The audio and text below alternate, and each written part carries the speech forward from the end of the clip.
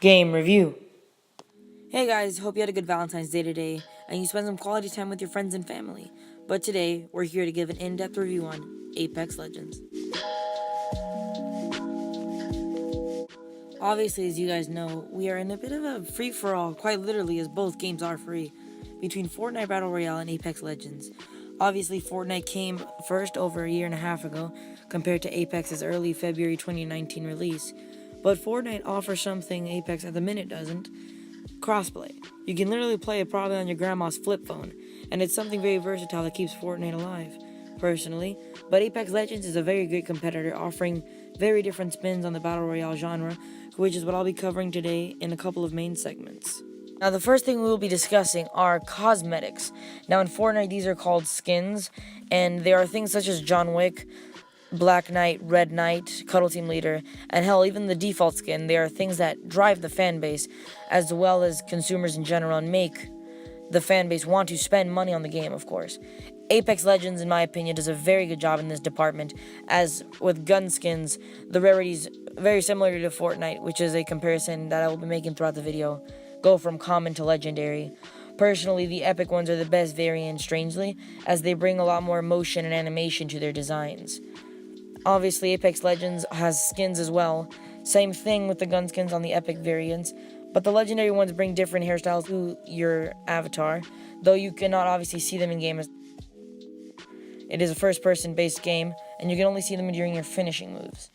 Besides gun skins and regular skins for your characters, as most games bring, they bring dialogue, a very unique thing, to the game, which you can also unlock depending on rarity, as well as finishing moves. Once you've knocked down a player, you can choose to finish them, and it brings out an interesting animation. You can unlock more of these as well as you progress throughout the game. The game does a very good job in rewarding its players, as the more you play, the more rewards you get. A basis for any game, of course, but Apex does it in a faster movement, slowing down eventually, but keeping the player just enough to want to keep playing the game. It is definitely a lot more satisfying to get rewards, as they are quicker to handle and it keeps you more active on the game. Overall, Apex Legends in the cosmetics department gets a 9 out of 10, as while there are a bit things that can be hit or miss, I think definitely they've done a fantastic job in the cosmetics section, from your skins to the gun skins to the uniqueness of your character. They've definitely put a lot of time into this. And of course, with it being EA, there are loot boxes and loot crates, I guess, that you can get different things of different rarities depending. But it definitely keeps the ambiguity in what you can get, as well as what you can get for your main character. But overall, cosmetics are a great job on Apex.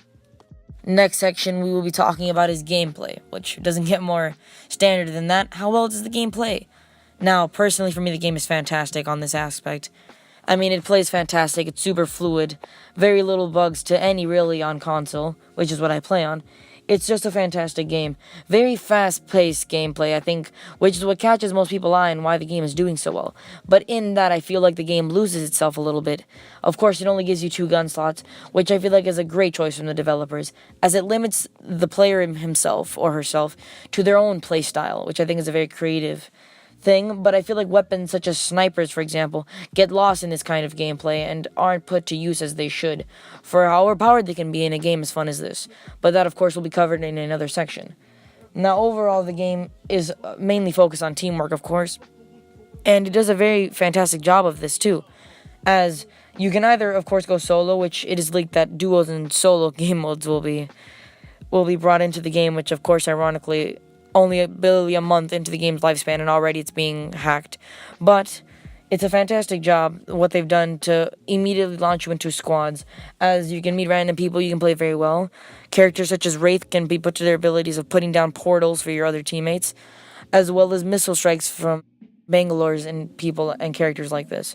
It's a very interesting aspect of the game, and I feel like it keeps it very fresh, and it keeps you wanting to play again. A very addictive game that was definitely worked very hard on by the developers, and you can clearly see, as though some things may get lost in this fast gameplay, it is definitely the aspect of the game that keeps you hooked and wanting to play more. Very intense, yet very sticky gameplay that wants to glue you to your mouse and keyboard or controller, and it definitely does a great job. A 9.5 out of 10 for me, as it is nearly the most perfect gameplay for a battle royale game of its genre. And the next section we'll be talking about is weapons. Now, when it comes to weapons, this game does not disappoint. Peacekeepers, Prowlers, Mozambiques, Spitfires, anything from an SMG to a shotgun to a sniper, you name it, this game has it. And for it being a new game, there is surprisingly a very good balance between all weapons. No weapon feels overpowered from any other.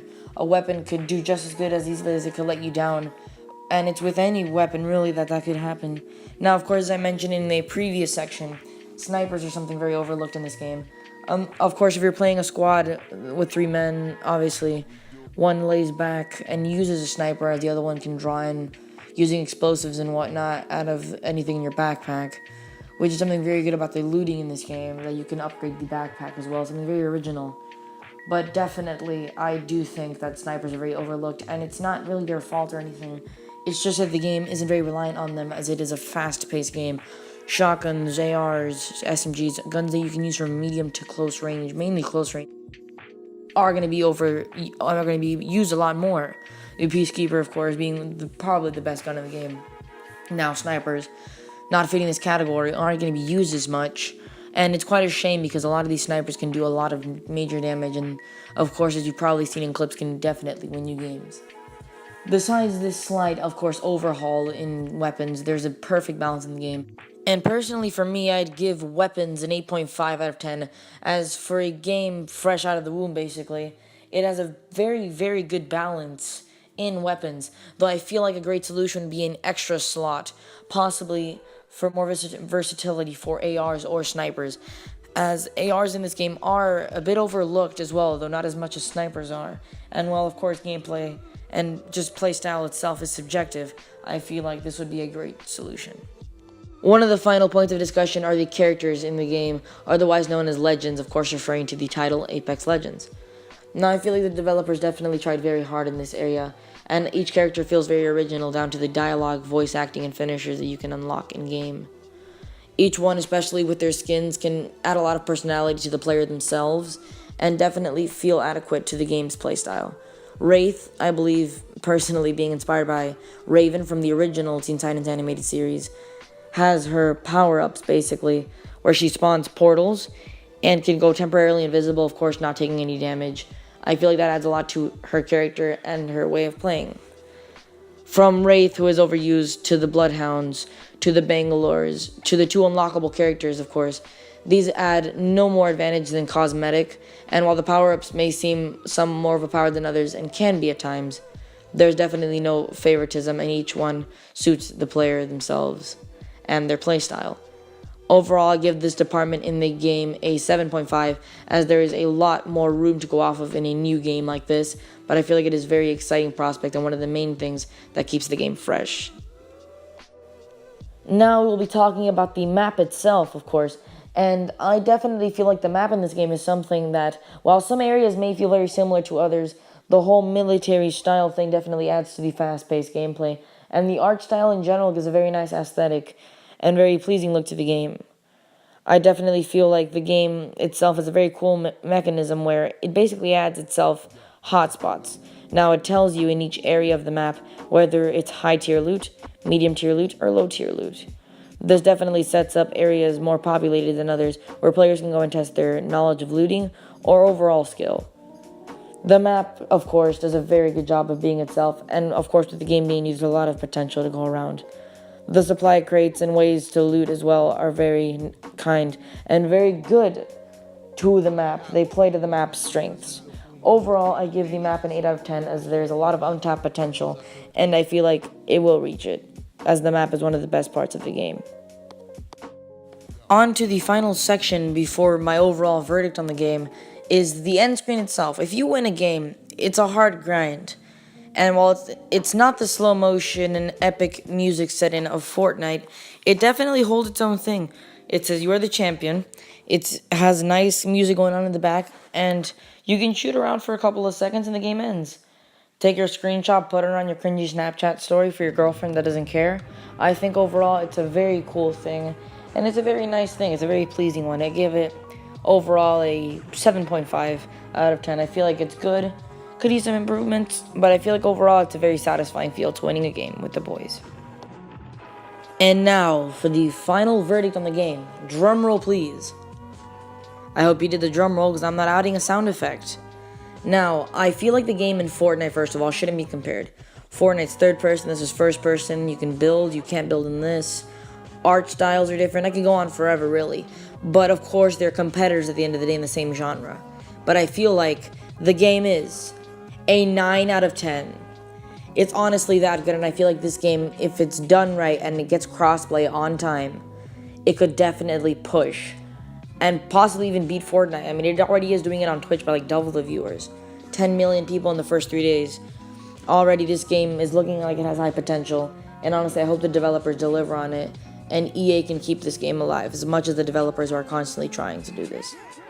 Honestly, if you haven't checked this game out, please do. Not sponsored or anything, I just really enjoyed the game.